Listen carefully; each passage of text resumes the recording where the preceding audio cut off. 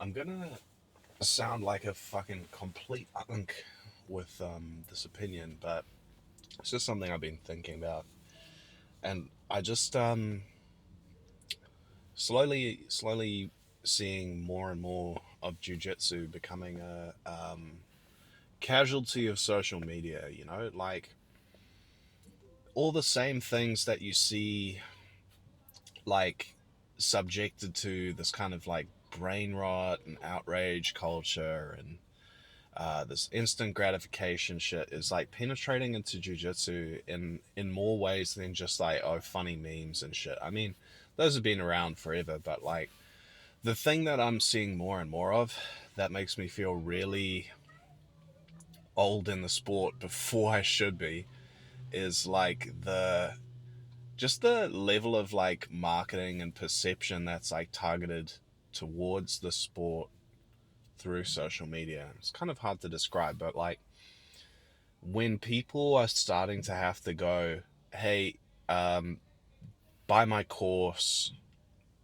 it's no fluff, it's this, it's that.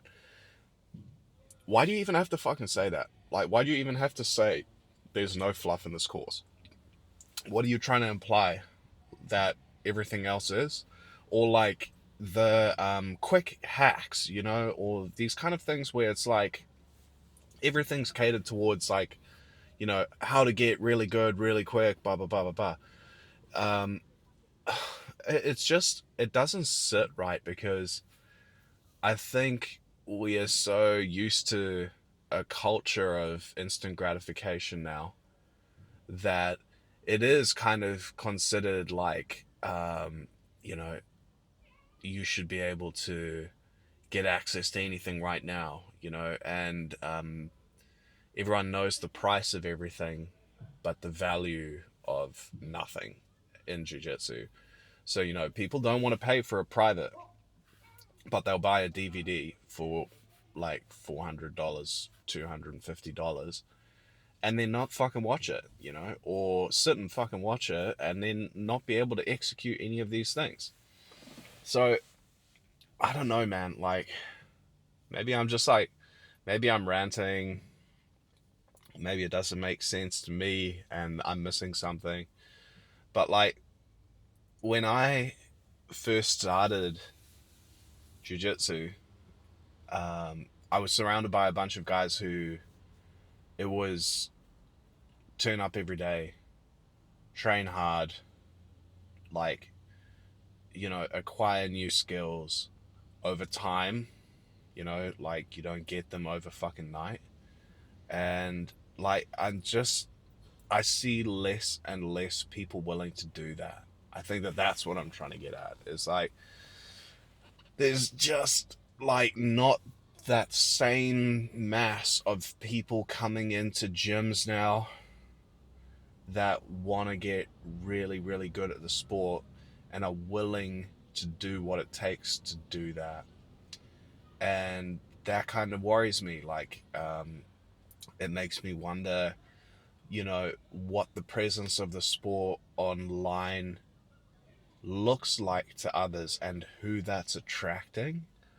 Um, and I mean, we saw it recently with the amount of negativity around CJI too.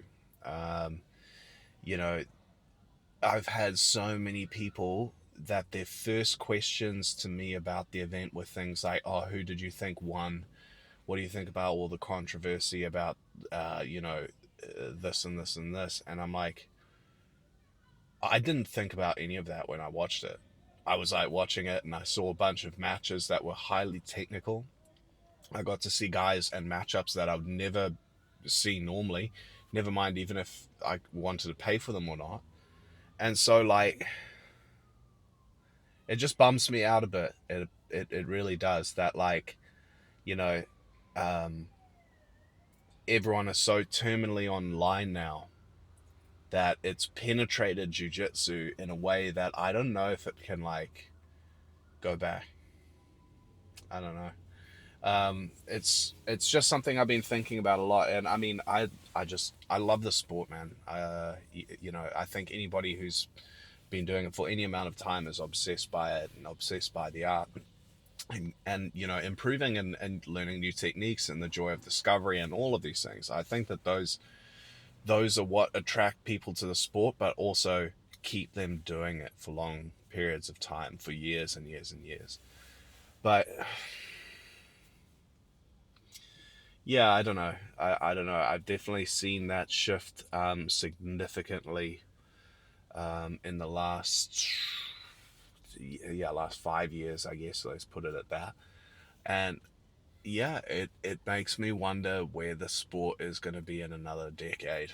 It makes me wonder what the kind of people, what people will see when they come into a gym, and if it's still going to be the same kind of thing that, you know, attracts a wide range of people, or is it starting to become this thing where, like, you know, there's a real in-group bias of the kind of people it attracts, and you know, it becomes these echo chambers for very small groups of people. And I don't think that that's positive for anything. I don't think that's positive for jiu-jitsu. I don't think that that's positive for, um, you know, communities, online opinions, or anything like that. So yeah, just like, I don't know. This is maybe just like unk rants and things that have been on my mind.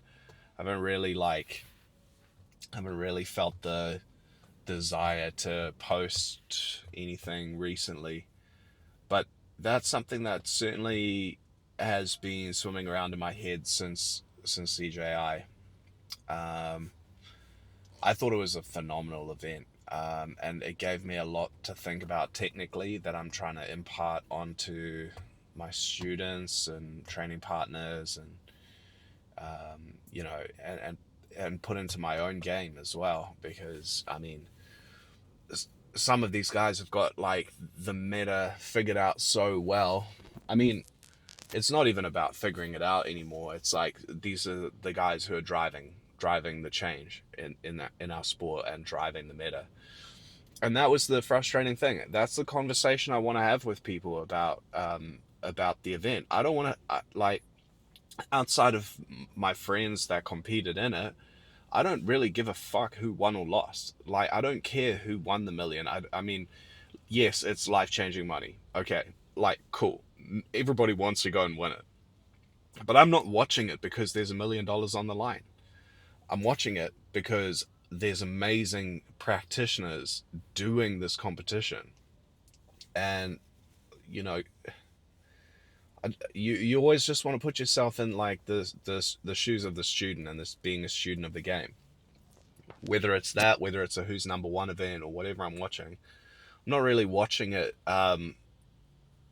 as a spectator. I'm watching it as a student and going like, okay, well, what are these guys gonna do to figure this game out? Like, what kind of games are they gonna bring? What kind of looks are they gonna show to get a certain thing? With all of that said, I was still really entertained um, by the event both days. I know a lot of people said day one was boring and shit like that, but I did not find that at all.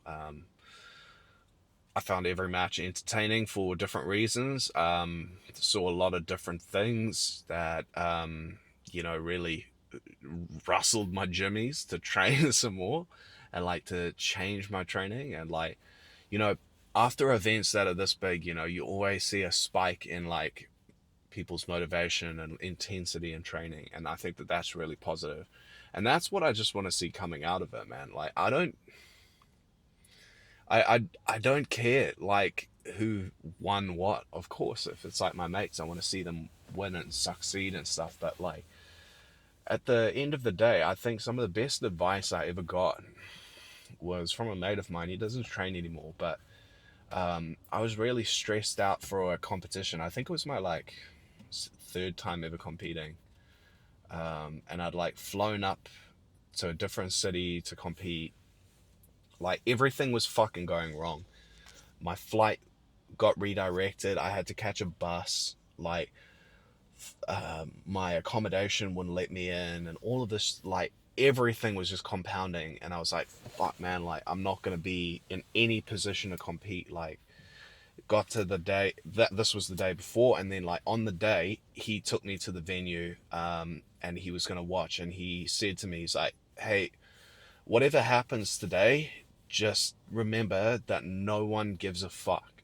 And I was like, at first I was a little bit taken aback, like that's really like kind of rude, man. And then when I put my ego aside, funny that, when you put your ego aside you can learn a lesson.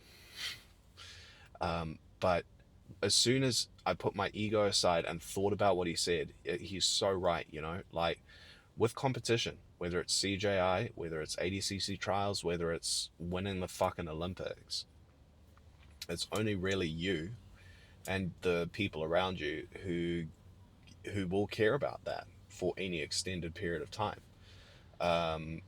Whether you win, whether you lose, a week from that competition, no one at work is going to ask you about that thing. None of your training partners are going to remember it. It's only really going to be you that remembers that you even had a fucking competition on in the first place. So, like, that advice was really good to help, like, shift the framing for me and, like, shift, you know, how important or how unimportant, you know, competition and things is. In the long run, what people are going to remember is the innovation. You know, what people are going to remember is, you know, the historic facts, right? So the first competition to be offering a team $1 million, you know, CJI won, set that barrier as well, $1 million to an individual grappler. So those are the things that get remembered. Who won and who did what, all of that will fade over time. And I think that that's really important perspective. You know, it's like that same idea as like absurdity and like Kafka-esque kind of thinking, or you know, these ideas where it's like over time, and if you zoom out far enough, that nothing really matters that much in the bigger picture of things. And the things that will matter are the things that you may have neglected along the way. And so I think it's just being more aware of that and going like, oh, okay, I noticed this detail that guy did at like back at this competition, and now like everyone's doing it. Or you know, when people pioneered a technique in the sport, and how that trajectory travels over time, rather than who won what or who won using it. You know, it's like the innovation and the creativity and the ability to change something and shape something through your efforts, I think is way more important than, you know, a medal on your wall. I mean, of course, you know, you compete to test yourself, and when you go to compete, you are competing to win. I'm not trying to denigrate that at all, because you know that process and victory and overcoming is important and should be celebrated. But you know, the more I think about it, and the more I bring this back to like my the original thought here is that, you know, you win something, it's only worth one social media post. You know, no one will look at that post and understand the value and how much work and how important it was to you to win that. You know, they don't know the pain and the suffering of the camp you went through. They don't know the years and years that you've had to apply yourself and all the losses you've taken that led up to it. People are never going to see that. And then you got what, one social media post out of it and maybe 1,000 likes, 10,000 likes. Okay, cool, great. What do we get the rest of the time? You know, like we have to fill it with something, because you know the algorithm is a black hole of demand and like content creation demand. And essentially it's a hungry, endlessly hungry more as in MAW, that just, you know, keeps swallowing things up and keeps swallowing things up. And it doesn't matter if you throw quality into it. It doesn't matter if you throw consistency into it. It doesn't matter if you throw trash into it. It'll keep taking it, um, and it almost just becomes a roulette wheel roll. A lottery on engagement, and you can put out your best effort of content and stuff that you really really care about, and the reality is that people might not resound with it, and people might not like it, or they might just not feel a certain way about the way that you present your content or things like that. So I mean, something that I'm still learning is that, I mean, the real things are separate to the social media and online things, and valuable content and linking your value to the content you create is a very fluid scale to be measuring on, and quite a dangerous one, honestly. And you can see why it's so challenging for a lot of young people to understand how to balance social media and their real life, because the human brain hasn't evolved to be able to differentiate between the two. So if someone says something negative to you in the comment section of your content, and you're like, oh, that really, you know, I'm insulted by that or whatever. The same feeling as someone doing that to your face is what you feel with the online interaction, because your brain doesn't know the difference. And yeah, psychologically, that has a deep, resounding impact on humanity collectively because of how the presence of social media is for everyone. Um, so yeah, I mean, I think that brings it full circle, really. Just some stuff that's been on my mind. Thought I'd share it, put it down for posterity, and maybe you guys find it interesting. But yeah, have a good one. I'll catch you next time. Bye.